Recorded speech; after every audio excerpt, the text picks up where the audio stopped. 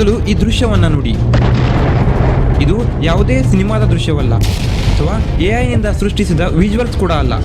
ಇದು ಇರಾನ್ನಲ್ಲಿ ನಡೆಯುತ್ತಿರುವ ಭೀಕರ ಘಟನೆ. ಇಸ್ರೇಲ್ ನಡೆಸಿದ ವೈಮಾನಿಕ ದಾಳಿಯಿಂದಾಗಿ ಇರಾನ್ನ ದೊಡ್ಡ ತೈಲ ಸಂಗ್ರಹಣಾ ಕೇಂದ್ರಗಳಿಗೆ ಬೆಂಕಿ ಬಿದ್ದಿದೆ. We are learning that United States and Israel have mounted attack on Iran. Iran's key oil infrastructures have been hit and Iran's fuel depots have been hit by 3 strikes in Karaj.